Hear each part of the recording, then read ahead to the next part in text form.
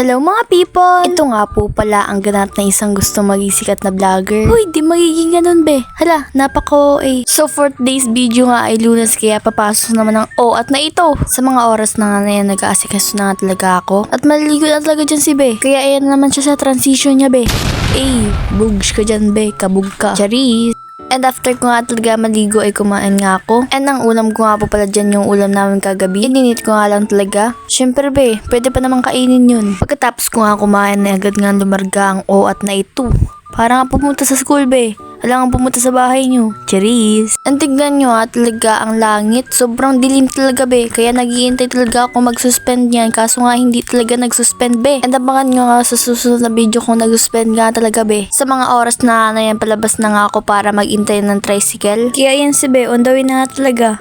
At sa mga oras na yan, nasa tricycle na nga talaga ako. Kaya yan si be, nasa school na niya at papunta na talaga sa room niya be. At sa mga oras na yan, naghihintay nga talaga ako mag-time. At maya-maya nga ay wala nga talaga kaming teacher sa mga oras na yan. Kaya vacant time nga talaga namin sa mga oras na yan mga ate ko. Kaya nga wala nga kami mga ginawa dyan mga ate ko. And maya-maya nga ay nagtataka nga ako kung bakit sila maingay. Kaya tara nga mga be, alamin natin. Guys, suspended daw! Anong ipa-vlog ko ngayon for today's video? Hala, ang OA mo be. Sabi nga talaga ni Papa Dong ay suspended na nga daw talaga yung klase. Filipino time nga talaga to be. Tsaka kung kailan nasa school kami, tsaka doon magsuspend ng klase be. Joke lang po. Kaya sa mga oras na nga na yan, pauwi nga talaga kami. Uuwi na talaga ang mga people na yan be.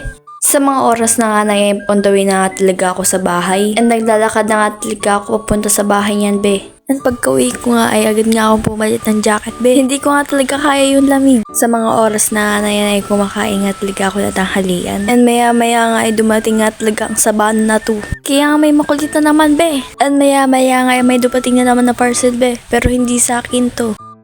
Mag-open nga tayo ng parcel. Ang lula ko.